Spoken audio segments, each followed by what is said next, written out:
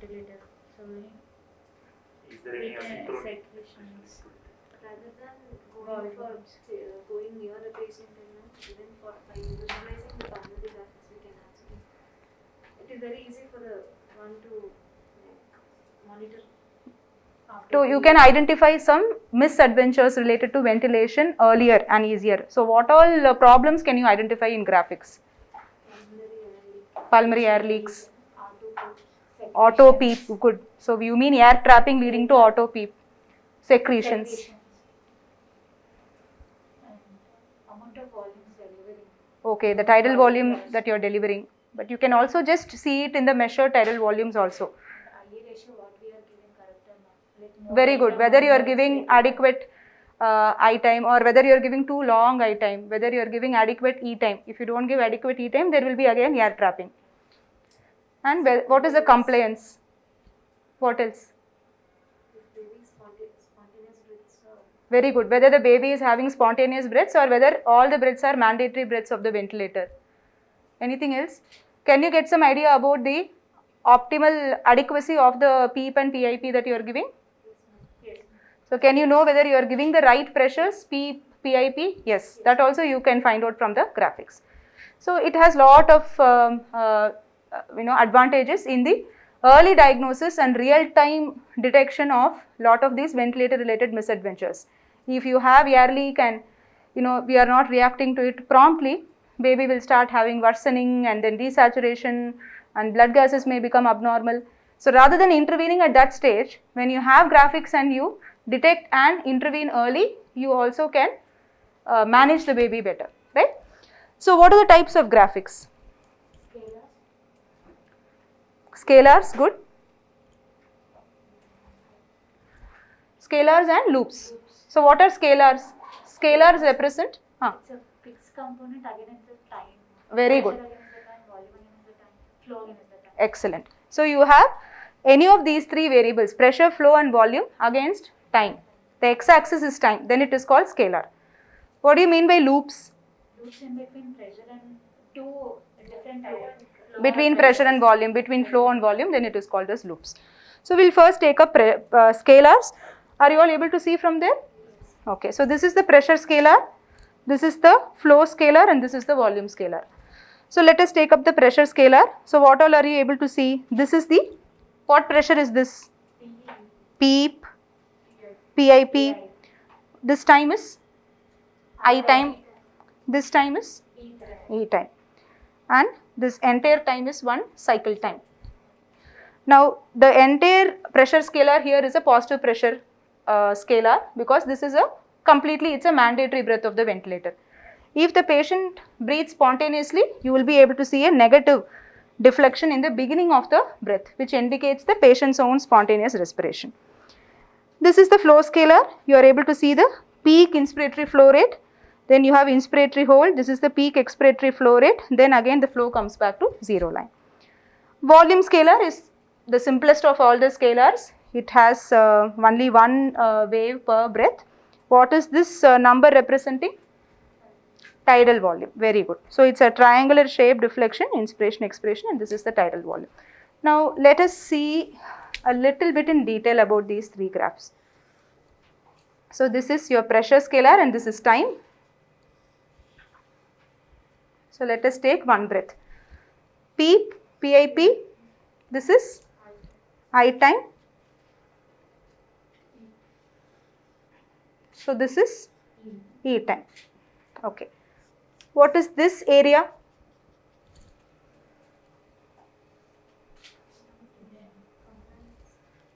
Not compliance. This entire area is MAP. Okay, mean airway pressure. So I time times the PIP and TE times the PEEP. When you add both, multiplied by constant, depending upon the type of pressure waveform that you have, the constant will be almost 1 if you have a square waveform. Okay, when there is sudden increase in PIP. If it's a sine waveform, it will be lesser than 1, say 0.7, 0.8. PIP into I time plus PEEP into E time. Okay, PAP is delivered during I time, PEEP is delivered during E time. Okay, you add up both and you have to divide by I time plus E time, that is 1 cycle time. Whole thing multiplied by the constant. Constant will be 1 if it is square waveform, it will be less than 1 if it's sine waveform. This gives you the map. The map is graphically represented by the area under the curve for one breath in the pressure scalar.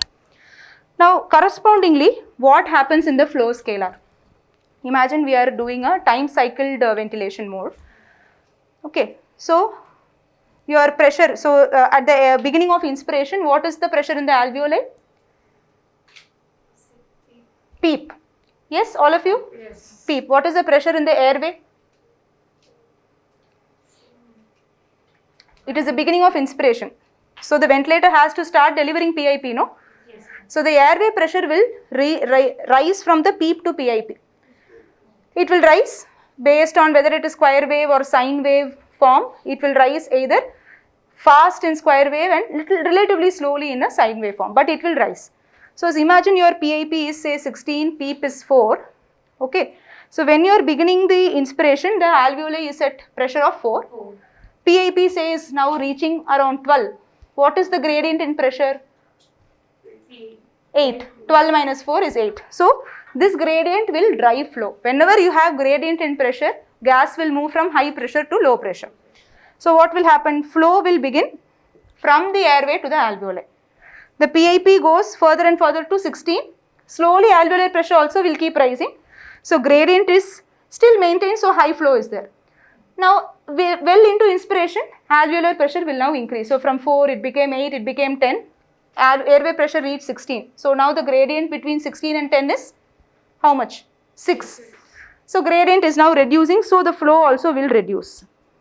It reduces and finally at some point alveoli will reach 16. Yes? So then what is the pressure gradient? 0. So if there is 0 gradient,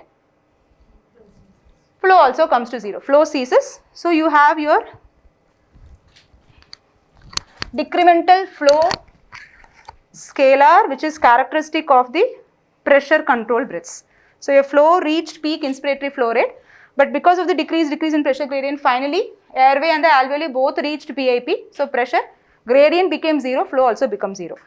Now what has the patient, the patient has to still remain in inspiration, because even if the baby wants to breathe out, the ventilator has still not gone to expiration, because until here you have I time. So what to do? Until here the 0 flow will continue. So there is a phase towards end of inspiration where airway and alveolar pressure have become equal. Flow became 0, but still the ventilator is delivering PIP. This phase is called as inspiratory hold. And once TI is over, what happens? What happens to the airway pressure? It decreases to PEEP. So it will stop delivering PIP, it will start delivering PEEP. What is the pressure in alveoli now? It is at PIP, no? So far it has not come down. So the alveoli has reached 16.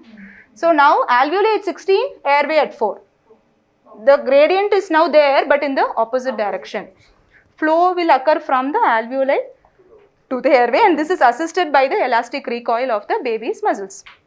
So there is flow in the reverse direction. Again, it's a peak expiratory flow rate. When the gradient is maximum, slowly the gradient becomes lesser and lesser, and then it reaches 0, and then before the next breath starts. So typically in a time cycle breath, you will get a phase of inspiratory hold, which marks the area of 0 flow, the zone of 0 flow, when the pressure in the airway and alveoli have equilibrated, and the patient is kind of held in that maximum pressure. And proponents of time cycle mode say that it helps in gas exchange, but proponents of flow cycled modes say that this phase will lead to asynchrony, because baby wants to exhale, but we are not allowing the baby to exhale. So this is how you can differentiate from a time cycled and a flow cycled breath. So can one of you draw a flow cycled breath? Any of you? No? Okay. So let's imagine that we change to flow. You want to try? Time won't be equal in between. There is no time of inspiratory hold. So in flow cycle mode, you will be setting something called as termination sensitivity.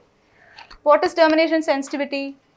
It's a cessation of that flow, the expiration was. So it is the percentage of the peak inspiratory flow rate at which you want the ventilator to cycle from inspiration to expiration. So it can be set anything between 5 to 25%. So if you have set it at say 15% of the PIFR and that is reached here. So at this 15% of the peak flow rate, the ventilator will automatically cycle to exhalation. So this is how a flow cycled breath will look. There is no phase of inspiratory hold, whereas this is a time cycle breath. Are you clear with this difference? Any other problems that we can detect using a flow scalar? So can you detect air leak? How will a air leak look?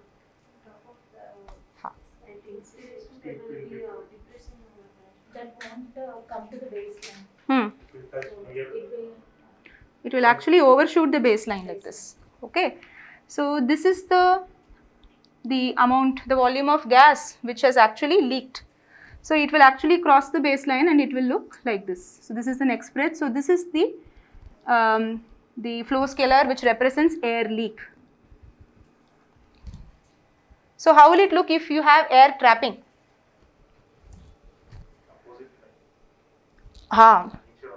Yeah, it will come to below this line. So air trapping means what? The baby is not able to exhale completely and some flow is still retained even after the end of expiration.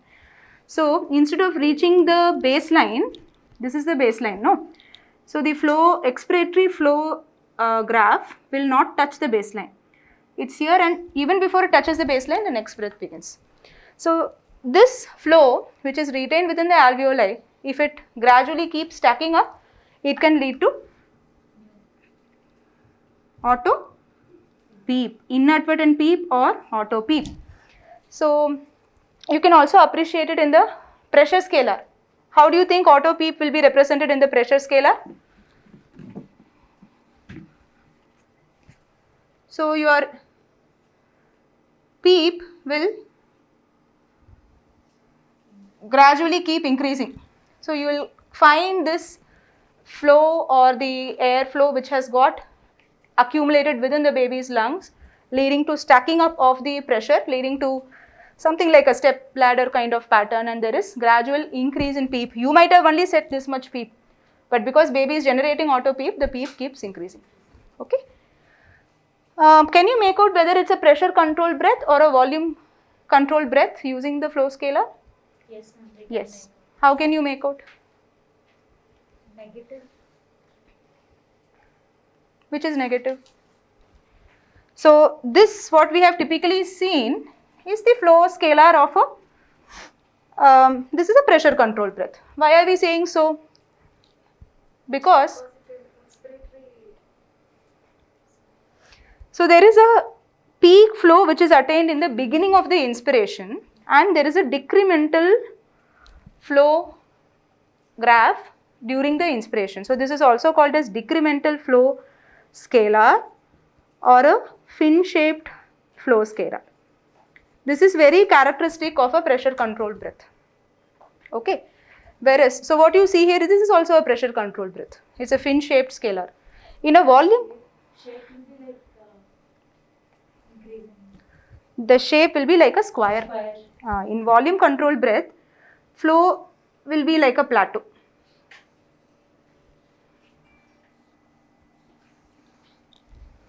Again, this is a volume controlled time cycle breath. So you are still able to see inspiratory hold.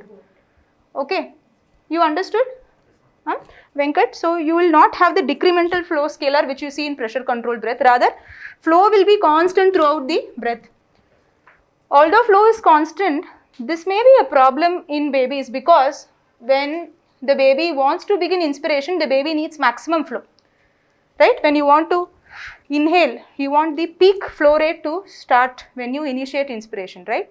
So when that doesn't happen, technically this can lead to a problem called as flow starvation. So this is a problem which is unique to volume controlled breaths. But when we use VG or PRVC or TTV, we are only doing volume targeted ventilation. We discussed yesterday. The difference between the two is that every breath is still a pressure limited breath in volume targeted ventilation, but that pressure is determined by usually by the exhale tidal volume of the previous breath, which is what we do in VG. Okay. So however, each breath is still a pressure controlled breath, but that PIP will keep changing depending upon the compliance of the lung, which we decide based on the expiratory tidal volume of the previous breath. So this will happen if you are using a pure volume controlled mode of ventilation. Okay. Now the other scalar is volume scalar. Volume scalar is relatively simple. So you get the tidal volume during each breath. Now the height of this triangle represents the tidal volume. If there is leak, this triangle won't reach the baseline, it will just stop here. The rest of it will be completed by the ventilator by drawing a straight line, but this much volume has leaked. Okay. If sometimes the baby is taking spontaneous breaths, you may find that the tidal volume is actually lesser. Okay. In mechanical breaths, the tidal volume will be a little bit greater. Now, these are all the things in the scalars. If any questions, we can discuss. Shall we move to loops? Okay. So, loops, you can go to your ventilator and choose the option. It will ask you what loop you want to see. So, we commonly use pressure volume and the flow volume loops only. So, already these two are chosen. So, you can start seeing here pressure volume loop and the flow volume loop. So, in pressure volume loop, we will discuss this first. X axis is pressure, Y axis is volume. Now, you can see that the pressure volume loop always begins from the peep, it never begins from 0. Why is it so? Pressure is like inspiration. The pressure in positive pressure ventilation never goes to 0, no? It always minimum pressure will be peep. Okay. So, that is why it is starting only from peep. So, this is inspiration, peep to PIP. The pressure increases from peep to PIP. During expiration, pressure decreases from PIP to peep. This is the volume that we are generating per breath. So, this is equivalent to the tidal volume that you are generating. So, here what all problems or what all information do we get from the PV loop? Anybody can volunteer? Max what? Lung complaints can be seen. From where do you get the lung complaints? Okay.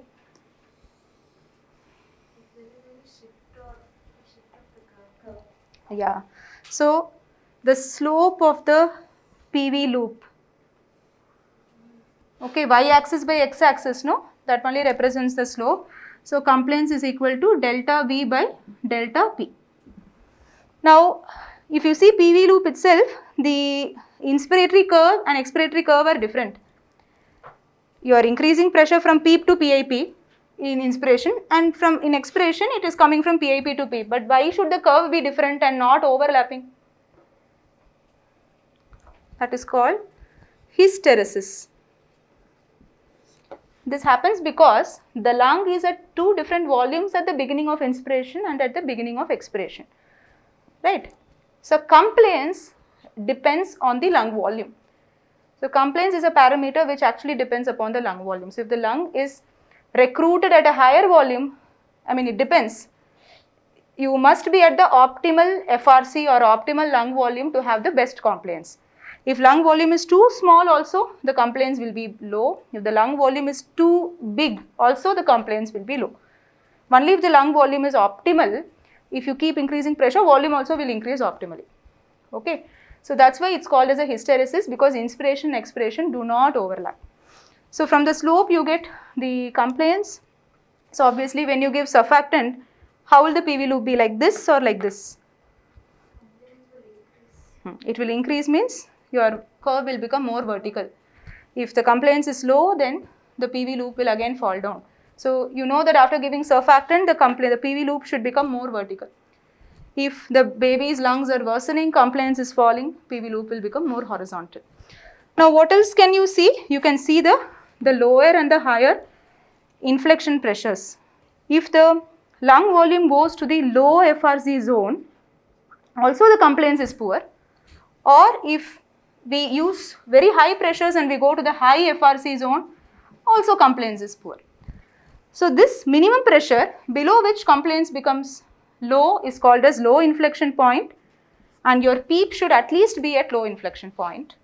And this maximum pressure beyond which increase in pressure again does not yield good increase in volume is called as high inflection point, and your PIP should not cross the high inflection point. If it does, then you will start seeing some ventilators will also calculate this overinflation index and give you these complaints in the last part of the 20% of the PV loop divided by the total complaints. This is called as overinflation index, C20 by C.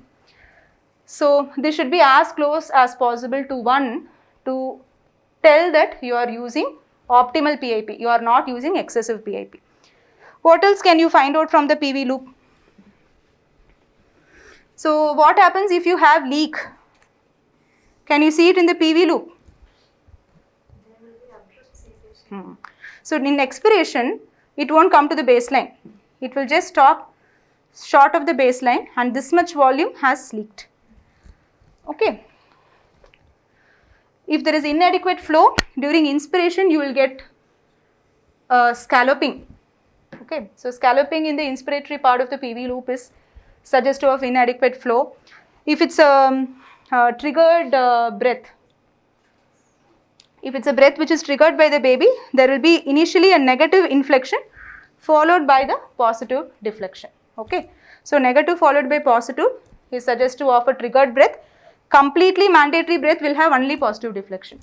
If it's completely a spontaneous breath, it might be fully in the negative part also. Okay, at least the inspiration will be a negative part and it can be looking like this. And yes, work of breathing is one more information. So how can you assess the area represents the expiratory work of breathing. That is the work of breathing spent in overcoming the elastic and resistive forces during expiration. Okay, so work of breathing is contributed by work of breathing to overcome elastance. Elastance is opposite of compliance. Work of breathing to overcome resistance. There is something called work of breathing to overcome inertial forces. So this is true during inspiration and expiration. So if a baby has a problem which increases the expiratory resistance, particularly like bronchoconstriction or like BPD, okay, then the expiratory work of breathing will become more. So the baby will have a huge hump over the expiratory part. If inspiratory work of breathing is more, there will be a big belly to the PV loop. If you have air trapping, how will PV loop look? At the end of expiration, the loop will end on y-axis. It will, that is leak, no? It will finish like this. So if there is, what will happen to PEEP? Auto PEEP will be generated, no? So PV loop will keep moving to the right, plus lung volume also, it's the FRC also will keep increasing, no? So the PV loop will shift to the right and superiorly. Both to the right and upwards. So let's move on now to the flow volume loop. So can anyone draw the normal flow volume loop?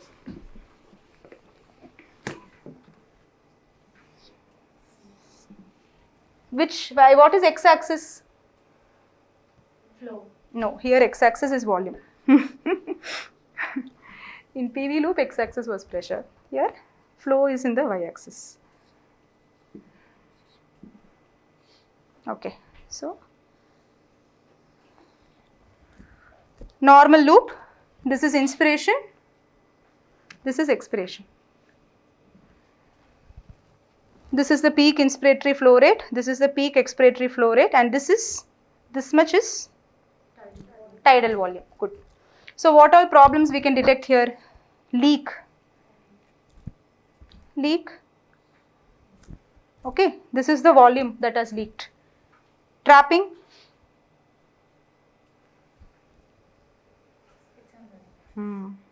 It won't touch the baseline. So this much flow has got trapped.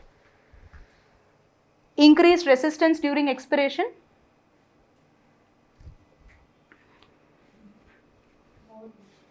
The peak PEFR will be low. Yes or no? If resistance is more, flow will become low, no? Flow is directly proportional to differential in pressure and inversely proportional to resistance. So flow will become less, plus there will be scalloping of the expiratory part of the PV loop. So scalloping. This is characteristic of increased expiratory resistance. So if you have a fixed obstruction during in the intrathoracic part of the chest, say tracheal obstruction due to vascular ring or tracheomalacia, then flow will be affected during both inspiration and expiration. So both inspiratory part and expiratory part of the flow volume loop will be affected. So the flow will be reduced on both sides. You may even find some scalloping on the inspiratory side. Yes, then last is secretions. So if you have secretions, you will find serrations in the expiratory part of the flow volume loop. So you can assess the tidal volume, you know the flow rates during inspiration and expiration, you will know about air leak, air trapping, serrations, any resistance during inspiration and expiration. So if you give, say you find increased resistance for a baby and clinically also you are able to appreciate V's, you try bronchodilator, you must ideally find from the expiratory pattern the baby's peak expiratory flow rate should increase and you must stop seeing the scalloping. Okay, so you can dynamically view the improvements in the system. So let us see some examples.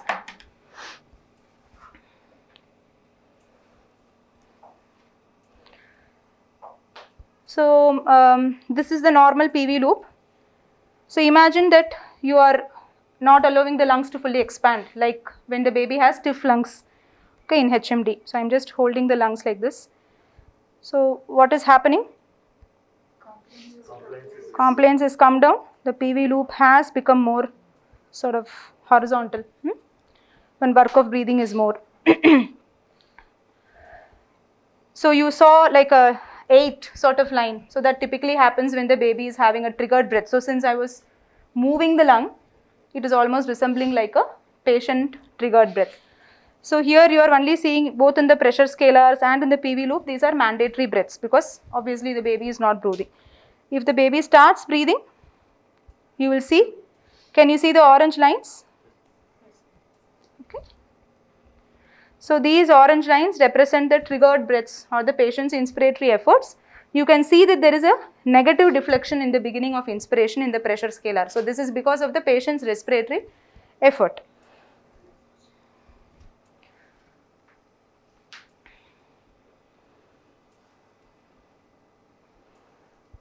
So let's see what happens if there is leak.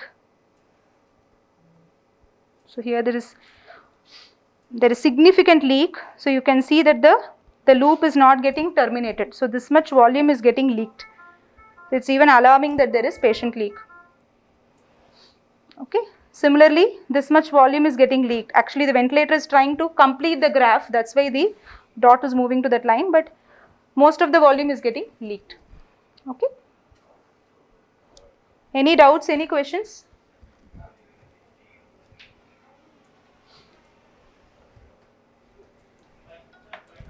No more questions?